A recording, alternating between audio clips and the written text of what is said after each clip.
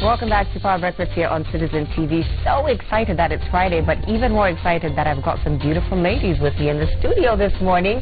We are beginning what we are calling the real deal. A chat about everything and anything under the sun, be it fashion, beauty, any type of lifestyle issues. We will discuss them here. And of course, some of the things that have been trending this week from a woman's perspective. Now, for the men watching, we don't want you to feel left out. If you have an opinion, go ahead and share it. We're on Twitter, so you can tweet us using the hashtag Power Breakfast. My personal handle is at Joey_Mupengi, and of course you can tweet at Citizen TV Kenya as well. We've got some issues to discuss, but before we begin, let's go ahead and introduce ourselves, get to know, well, familiar faces and all, but still, we'll start with you, Cheeky. Okay, my name is Cheeky. You might have seen me from my morning show on Citizen, Dance with Cheeky. Actually, you're probably tuned in a few hours ago, right? yeah, we watch it in the morning. You're probably watching in the morning. And then also from Slim Possible, but I speak a lot about female empowerment, body image, what that means, and how to feel good in your own skin as a woman. All right, thanks for being here. My name is Monique Butt. I am a singer, I'm a talent scout, and I'm that honey voice. I'm a radio presenter and, you know, jack of all trades. As long as it's got the voice. Yes. And you scout me. Yes. Are you fine, girl? You're fine. About that after the show. Last but not least. Yeah, my name is Cynthia. I'm an image consultant. I do personal shopping. Yeah. And everybody is fashionable, so you know what, makes it even better. Makes it even easier for me.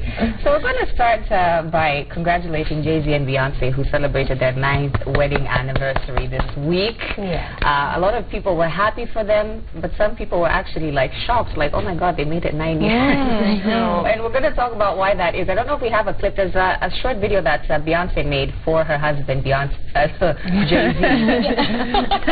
congratulating him on the 9 years that they've spent together. Of course, they have a child together, and she's pregnant with twins, so it's kind of like, you know, a beautiful thing. I don't know if we can just play that as we continue the conversation. There it is, just a couple of seconds of it there. So, you know, isn't that so cute? That is so adorable. Do you believe it? Is it real? Me personally, I'm a believer. Like, all the way, I so believe it, and I also think it's such an important message, especially in America, not so much here, but in a place where black relationships are often looked down upon, it's so cool to just put that out there, you know. Well, because people have said it's a business. It's a business. It's not really a marriage between the two of them. I personally think, okay, they show us what they want us to see. It's not exactly what it is. I don't know. But from a different it's a contract. It should be a contract. I don't know. I think it's making everybody uncomfortable because everybody is still asking how. The elevator. I know. How? Yeah. How are they still together? The elevator. How are they still together? Yeah. Well, guess what? Sometimes the good news makes the news. And the good news is there is a power couple that is still together 9 years on, and they've got a beautiful family, and they're making money while they're talking You about it. brought up a good point, Monique, about the elevator, or I don't know if you because we've had, you know, certain insights into their marriage. You know, like the elevator incident where Solange was meeting Jay-Z. We've also, you know, heard the Lemonade album where she accused Jay-Z of cheating, and so we're all kind of a little bit skeptical. But don't you think that's powerful? You know, what they're saying is marriage isn't perfect. Marriage isn't easy. There are times where you're angry. There are times when you don't even want to see your partner. But there are times when you're in love, and after 9 years, there is no marriage that hasn't gone through bad times or good times. And I also think they keep us tuned on all moods. There's a Lemonade, there's a story that they had this video, they were doing the Forever Young song, you remember? So I think it's all what they want us to see, and they're still making money, selling their, you know, relationship and music. So I want to talk about marriage in this day and age, in 2017, and how different it is from our parents' generation. Our parents were clocking 20, 30 years with no problem, you know, and us guys were like 9 years. Wow. Were they clocking 20, 30 years with no problem? It seems that way. I think they were just speaking less about their problems, and what was happening was problems were going unspoken about. But you tend to find a lot of people, that's why sometimes there's a joke that when someone dies, expect extra kids to come in. That's the problem. That's at some point during the marriage something has happened and it hasn't been spoken about, and the reaction has been that, and a funeral comes along, and so do extra kids with it. Well, Monique is newly married. Yes. How many months now? Technically. I've been married, you know, because, you know, I had my daughter before, you know, actually having the party. I call the wedding the party. And, you know, I like to separate the marriage and the wedding. Reality is just like dating and just like any other relationship, even if it's work, you're going to have those ups and downs. But we have to take it back to the vow that you made. I think people just don't take the vow seriously. It's the vow that people don't take seriously. I think the question here is, are you committed to having that ride or die kind of attitude? Whatever it takes, till death do us part. You know, good days, bad days, rainy days, whatever. But don't you feel like our generation kind of throws in the towel a little bit too quickly? Like, this is not working for me, I'm sorry. Absolutely. And I think it's the approach on many things. The entrepreneurial journey, growing out your fro. You just want it to grow. You know, you just want it, you know. But I think we need to nurture relationships. We need to take time with it, because it always looks better on the other side. Thing is, someone is investing in that relationship on the other side. That's why it looks attractive to you. So I think it's about investing in that. It's that commitment. It's not easy. Marriage is not easy. It's not a bed of roses. And if you compare, you know, it doesn't matter, superstar, couple, you know, your guy. There will be issues. Yeah, there's going to be issues. What are your thoughts, Cynthia? I think our parents were much better. I think our parents were much better, because us, we have to take it to social media. You want to have a wedding, you want to invite people to see that you have a wedding, and yet probably the relationship isn't working in real sense. Our parents were focused on having family, maintaining the marriage. You know, I disagree with you. Highly. I disagree with you. That's what it is. Can I tell you why I disagree? Look at the marriage nowadays. I'm going to tell you why I disagree, because, first of all, there's girls like me in our time. Okay, I'm nowhere close to my mother. I come from a polygamous family, very different from my kind of marriage. You know, I never said, oh, I want, but I pick out the things that I admired about my father. I pick out the things I admire about my mother. Let me ask you. Thing is, when you say social media and you say what, again, it's about how you choose to use whatever. But can we talk about what's really happening on the ground right now? Can you speak how for many every marriages? Not for every relationship, but let's be realistic. Yeah? Right now, we have marriages that people have a wedding a year down the line, they're not together. 2 years down, our parents wasn't the same. No, however, there's people like me who are married and. But do you think you are the majority, though? Might you just be an exception? It's not about the majority or the minority. It's about the institution and how seriously you as an individual want to take it. But if you want to take marriage seriously, that's well and good. I cannot speak of the issues, but for every but I think as women we need to step it back a little bit, and there has to come a line. And I get very concerned when the conversation is, we're not as good as the generation before us, therefore, which was a very shut up, deal with it, keep going. Instead, we have a much more, this isn't working for me, therefore I need to step out. I'm not saying that it has to be the extreme that it's become now, but we have to be very careful of the messages that we're giving our children, the messages that we're giving fellow women, which is, you're married, now you're going to deal with whatever. I don't think that's necessarily the preferable way to go. If you speak to a lot of women who have been married, like you said, there's a lot of polygamous marriages. Sometimes that happens as a result of, okay, this isn't working, but divorce is so frowned upon. So what I'm going to do is I'm going to find now a second wife, or a third, or a fourth, okay? And then that first relationship is no longer particularly nurtured. It might be catered for, but it's not particularly nurtured. I totally feel on that, Chiki, but don't you think our parents used to have this open kind of, it's a polygamous family. Right now, we have so many families out there that are hidden. True or false? True. Very true or false? True. So they did it out in the open. It was a better, respectable relationship. It was honest. You know, you knew this is my other family, this is my stepsister, my stepbrother. Right now, we just meet on the street. You could date your stepbrother or sister without knowing. No. Hold on. But that's what's happening. I'm going to bring it back to the issue of social media, because I think that is an issue. We can't just say it's not an issue, because people are flaunting their love on social media like never before. Guilty as charged. Technology is available. Technology is available now. That's guilty. So, I mean, what does that do to your relationship? I first of all want to point out what these applications were created for. All right? And I come from a very sunny, enthusiastic place. Me too. This application was to post pictures. And I remember having an interview before, and I said, I've lost all my pictures before. But then I just go like, oh, you still on the ground. You know what I mean? I cannot. Are you saying you use it? No, you say the use of gram as a picture saving device? No, but I'm saying I cannot get into everybody's heart and everybody's mind and think what you're thinking about my life and my post. Number two, whether I present it out there, we need to look at it on a case-by-case scenario. How's it going for me? Well, it's going good. I don't know about you. I'm sorry. I didn't give you a hug and a sandwich. But I want you to see that it's going good even when it's bad. But who said it's bad? Who said that's who the said case? It's bad? You know, can I tell you something? I was pissed. Good morning. Did you post it? No. There you go. No, you see, exactly. No, but I can only speak for my relationship, and we post, and we don't post. If we've had a day that we're really fighting or arguing with one another, you post those days? No, we don't post a positive image. So why? Yeah, but I'm saying, why don't you post the negative as Actually, well? we do. Actually, we do. Actually, our gram is, we don't have photographers come and follow us around. Everything is, and you know, we often say, hey, we laugh, we fight, blah blah blah, but at the end of it, you know, we're incredibly honest about the ups and the downs that comes with being in a relationship. I think Instagram is important. It is important, but I did read a study this week by Newsweek that called it the most narcissistic app ever created, and it said like most of the narcissists are on Instagram. But it depends. No, but can I tell you, it depends on your reasoning behind using an app. You can't, in the same way, you know, this thing was just created, and then people will use it to their benefit or to their disadvantage. The media is a wider sphere than it was beforehand, okay? So if you look at the front page of newspapers, what's more commonly reported is bad stories. Sensationalization makes the press, yeah?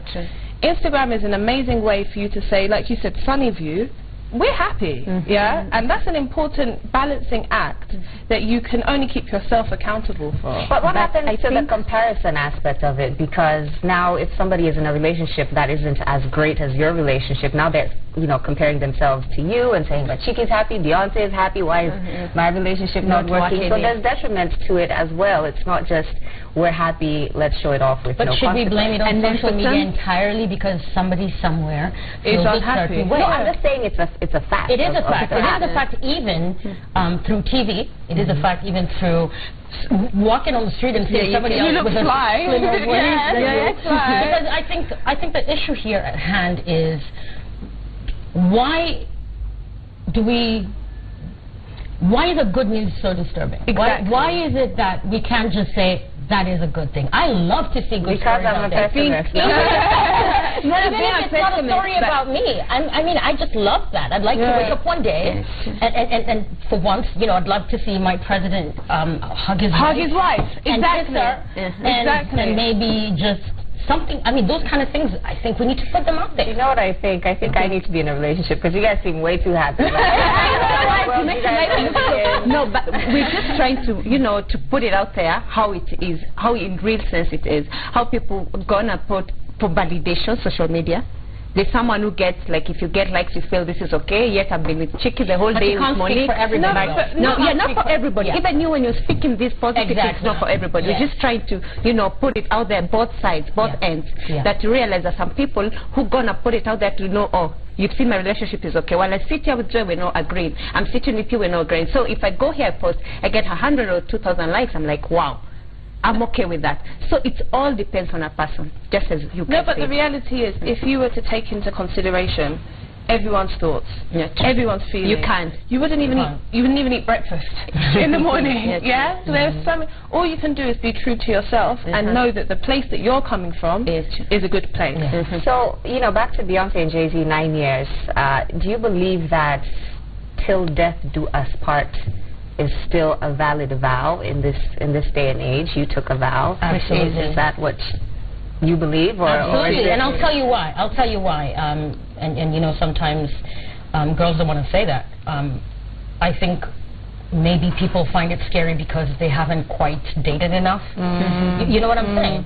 I've lived my life. This is the man that I want to spend the rest of my life with. And it starts by what kind of person you are. There's people who take on tasks on Monday and say, by Friday I'm going to do this and big talkers, and then they don't get the thing done. Generally speaking, what kind of person are you? All right? And it's not about what I'm going to get in this relationship. I'm willing to give. It's such a purposeful life when you know that you're spending the rest of your life with somebody else. Because I don't know how it is, but it's in that way that the older you get, your mom's love is not enough. Your dad loves not enough. Your siblings just don't cut it. I'm like, I need something else. You know? And I'll tell you one thing about security, financially, emotionally, you do great things when you're in a more organized, in a more secure place. I definitely believe in it, and I never want to sit around conversations where, oh, you know, marriage or da-da-da-da. I'm all about attracting that positive. Like, why not? I cannot speak for tomorrow, but how about I attract that? And of course, change the conversation. When everybody's speaking about, oh, 1 hour weddings and 1 month, I'm like, we can do this. We can do it. What's the biggest problem? What's your biggest problem? Can I say what I think one of the main issues is the expectations when you enter a marriage. You know, most people can conceive of having a lifelong friendship. That's not their partner. You know, will you be friends with your girlfriend forever? Yeah, of course. Why wouldn't we? It's because your expectations are sometimes she's going to be a bit mean, sometimes she's going to be a bit selfish, sometimes I'm going to be a bit mean, sometimes I'm going to be a bit selfish. But overall, a relationship will withhold. For me, it's the same with marriage, and I don't understand why, if you conceive of a lifelong friendship, you can't conceive of a lifelong monogamous relationship. I mean, what would you say to the skeptics, the people who think that this generation is just so far gone, we are not capable of committing to a job? What are they thinking? Listen, some you can be in a relationship. Let me tell you from my own experience. And then you feel, I think the thing is that the one thing you're not saying, for me as a girl, this is what I want. My partner, does this person want the same? You see, you meet someone, you have a, consensus decision, that you have the same, view and vision about life. If you meet someone who's like, okay, I'm here, but, you need someone who's going to discuss, the way we are discussing it, who's going to say, this is what I want. You know that you're passionate. That's where compatibility comes in. That's where the phases come in. That's why you need to take time with someone. You need to date enough girls. You don't walk around. You see, it's been glamorized, the whole, oh my gosh, I had a 5-tier cake. My dress was a mermaid gown. You are twisting the whole thing. So what's enough time for you to date and, It's about compatibility. I mean, I could sit with you. You said you've dated and you've done everything, and now this is the person you want to settle down with. How much time isn't it? Like, what age are we talking? That's relative. I've met 30-year-olds who still don't know. And they are trying to figure, like, late bloomers. And I've met, it's relative. The thing is, you need to find, you need to find your own. We're not saying still don't know in a negative way. Listen, if you don't know, don't start. Don't rush into it. There's nothing wrong with that. Actually, a lot of it. But how are you gonna do it if you don't try? You keep trying. No, you're missing the point. You see the value I saw someone who wore a bangle, who put a bangle, those bangles that are this way, and then this person said, "This is how I'm always close to getting married or dating." I think you're missing I think you're missing the point. The point is we should be encouraging young girls and young boys to date, to experience, rather than having this thought process that by this age you should be settled down, you should be married, and encourage people to know themselves, because you know you can know yourself as a person, but not know yourself as a relationship, and not know what you want out of a relationship. Often, I mean, I'm in a long-term relationship, you're married, you have a whole list of things that you would write down, okay? And then you get into a relationship and your partner doesn't fulfill so many things of those lists, but fulfills a whole completely different list. And you're like, this works. I didn't even think that this would work for me. Would you prefer, Chiki, would you prefer 1,000 broken relationships or 1 broken marriage? 1,000 broken relationships. Anytime. Okay. All right. You know what? We're going to move on. Still on the aspects of relationships, but not marriage specifically. I think we've all been in relationships, and trust is a huge thing in relationships. So we're going to talk about some of the do's and don'ts, and what it is that keeps you guys having successful relationships. Wow. When it comes to the issue of trust specifically, we all have these gadgets right here on the table. How private is your phone in your relationship? My phone is open completely. No password. I have a password, people. But your boyfriend was password. Yeah, but I would also be very concerned if I came in at 1 in the morning and then I saw this. I think it has to. For me anyway, I've never checked someone's phone. Never. Never. I don't do that. And I've ever been tempted? I think everyone's been tempted. But I've always promised myself that if it's a point I'm checking your phone, that's already the point too far for me. That's already the moment I say there's something that's not working. So is there ever a point where it's okay to go through somebody's phone that you're in a relationship with? For me, no. Yes. For me, no. Cynthia says yes. Let's hear from her. Yes. Let me tell you, when someone becomes sneaky with the phone, you see this kind of people who are going to pick the phone, look at you. That's the one. And then the way they say the hello, you know, you feel like, I need to check who was that, what was that about? And then I noticed, I saw a post someone saying, sometimes you don't need to check their call logs or their contact. Oh my God, you just need to go to M-Pesa. It's where the transactions are. There's a guy who told me something the other day, and he told me he's married, you know, God forbid, but he was telling me he saved a certain person in his phone as battery low. So when she calls and the wife looks, it's just blinking battery low. She's like, oh, that's nobody. I'm a terrible liar. Yeah, me too. And I'm such a good judge of character. Like, I find myself reading people's faces. So I would not even bother. I wouldn't. Like, I can't try to hide something. No, and I have nothing to hide. But what if he was hiding something? I could tell. That's why we're married. How can you tell? Because I know him so well. I know when he's lying. I know when he's trying to do something, like full of a surprise. What if he devises some different way of doing things that you wouldn't know when he's lying? That day has not come and it shall not come. Amen. Amen. He will not devise. Amen. Not on my watch. I just think that, for me anyway, trust is one of the #1 things in a relationship, especially if you're public with your relationship. Trust is #1, and as soon as the trust breaks down, that's a deeper issue in the relationship. Checking the phone doesn't build the trust.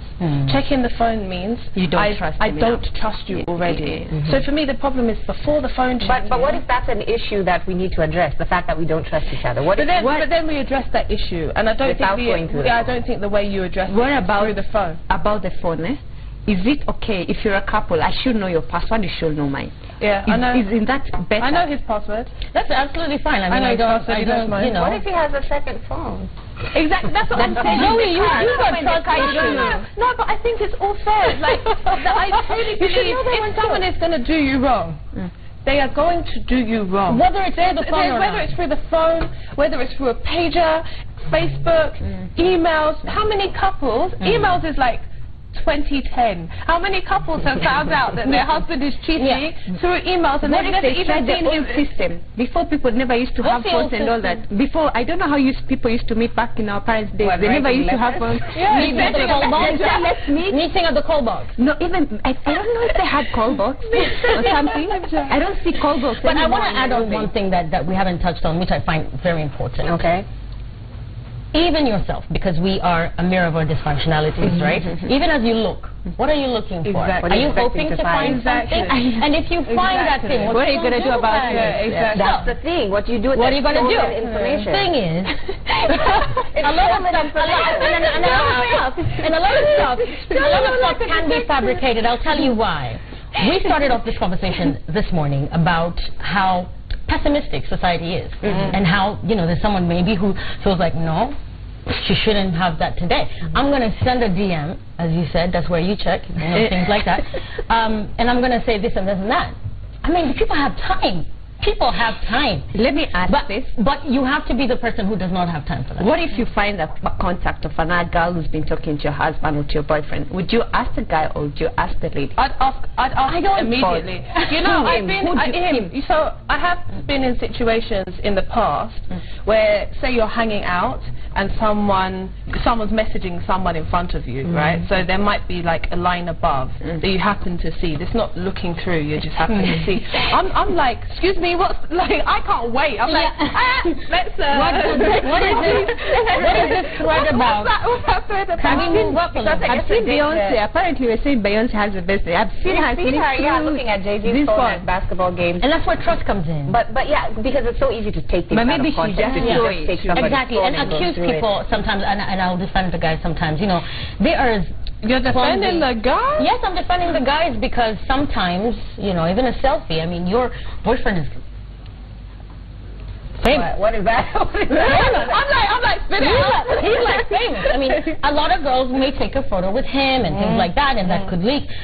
I mean, be mature and calm about things, and always expect the best out of things. What about that girl who's always commenting on his photos on every That's photo? as far as it goes. It's a comment. What you know about it? I just want to know. So that guy who's always posts this, you know, what do you call those emojis? The ones for love, That's as far as it goes. So let her. You know, I just think that trust. Everyone is different, okay? I personally can't be in an untrusting relationship. Yeah. For me, that's one step too far. For some people, trust is just one of the many hurdles that you need to overcome. But for me, for sure, trust is vital. And as soon as I feel like I'm losing that, you walk out. So the whole liking on Instagram, whatever thing, it's fine. You don't feel threatened if there's a name you keep seeing. Can I tell you something, Joey? To be honest, okay, I can only speak for my boyfriend. I get concerned when there aren't enough likes, because that's like, why are people liking you? I think it's an important thing. You have to also acknowledge, okay, my boyfriend's a musician. It's important for him to get likes, especially from women. Otherwise, something's not going right. Confidence. All right. So moving on, there was a picture that was floating around the internet. It went viral this week of former First Lady Michelle Obama. She had a natural hair out, and people were very excited to see this, and they were like, how come we haven't seen this in the last 8 to 10 years? That there's the photo right there of what she looked like on the left recently versus what we know that her to be. Can I ask you a question? Is it that she has natural hair? You know, African Americans, they have amazing like hair presses and stuff like that. Is it just her hair's not blown out? I never knew that. I've never understood that. Did she put some tracks in? Exactly. You never know. But it started the whole natural versus weave debate again, and people were like, why didn't she rock that? Why can't they just weave her alone? Why can't they just weave her alone? Because the thing is, she looks like, from the picture that we're seeing, she looks like she's, you know, relaxing after a couple of years in office. It was tough, the limelight. It's like you know, your day off when you're on leave. I don't want a deal. I just want a Let's talk about your hair first of all, because you've been in this pool, and then now you're on that pool. I can speak because I've been on both sides of the team. I don't think that there's anything wrong with wearing a weave, as long as it doesn't define you. Just like anything else that's material.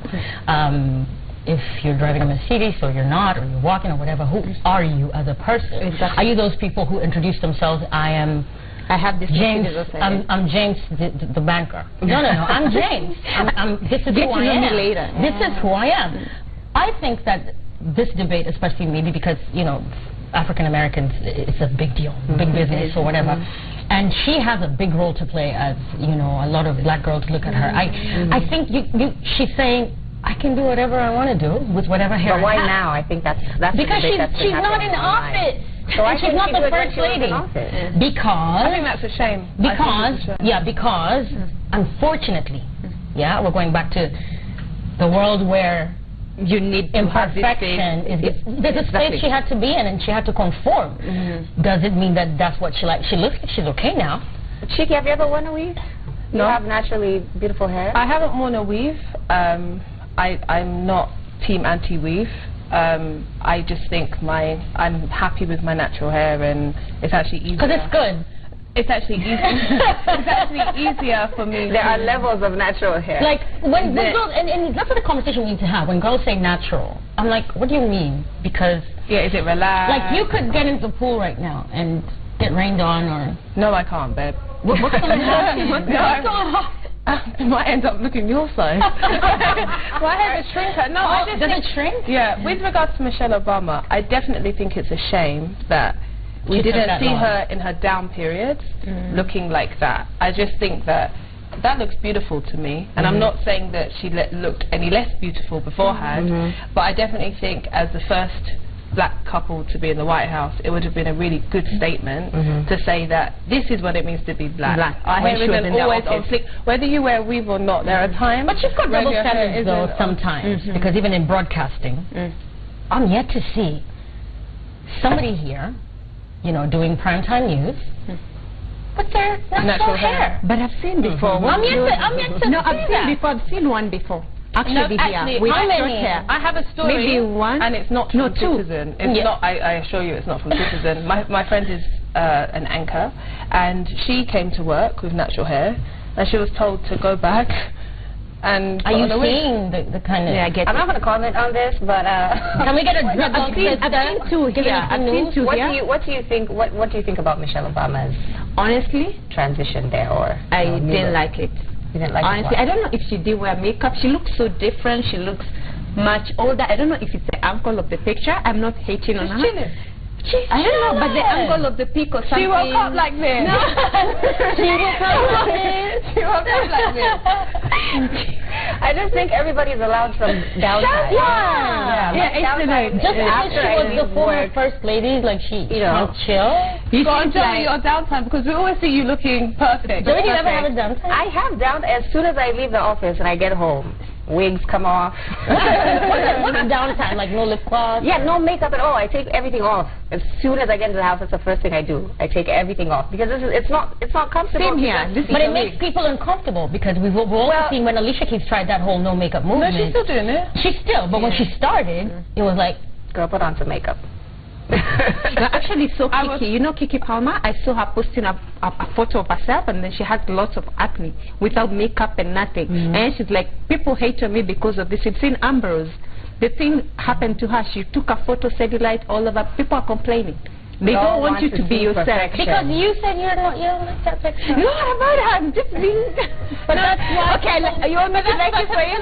Can I also say that as women, I try and always remain positive when it comes to women. And if it's a weave that makes you feel better, wear your weave. If it's a makeup that makes you feel better, wear your makeup. I think we need to stop this whole attitude of you're doing this wrong, because everyone will find something wrong. Either a weave is wrong or natural. Well, you know, there is a divide amongst us ladies, but men also kind of factor into this debate sometimes where, you know, they want their women to look a certain way. There are men I know who hate weaves with a passion. But if they saw the women who can't grow hair, so I'm like, you want me to walk around with my with no hair, or like what do you want? And so there is a certain aspect where we do it, you know, to please a man, or if your man doesn't like your natural hair, then you wear, you know. What do you think about that? About them kind of? I think that's a shame. I think if you're doing it for yourself, then great. You know, even in our dance classes, sometimes we have some really kind of like risque dances, okay? So there's a lady that said, you know, I need to go home, this is for my husband. I said, you know, we need to get out of this mantra that everything that we do is for our husbands, for finding a boyfriend, for let's do it for us. If I look in the mirror and I feel good, I've achieved. If my husband doesn't think I look good, sorry, but I feel good. Yeah, but once you learn to accept yourself and appreciate yourself, I think everyone else just falls into for it. So everybody falls for it. If you do it for yourself, who told you to take off your weave, would you? I've actually met someone very nice, but this guy was like, you know what? I'm sorry, the weave doesn't. Even when you have the best, but I'm like, no, I love my weaves. I don't have very good hair. About makeup, I've seen people who said they hate red lipstick. In particular, they don't even like, others don't like lipstick, but then I still have to do it for myself, you know. But then you can't just walk away because of that. You try to, you know. I think you just have a standard for yourself, and I think then you will only attract people who are prepared to fit into the already existent standard of you. I'm never going to get into a relationship with a guy and say, I don't like the car that you drive, change it. I don't like the cologne that you wear, I wouldn't do the same to him, because before being an item, we're people. You know? I'm not going to come and tell you, you have your values before we met, you have your way of doing things.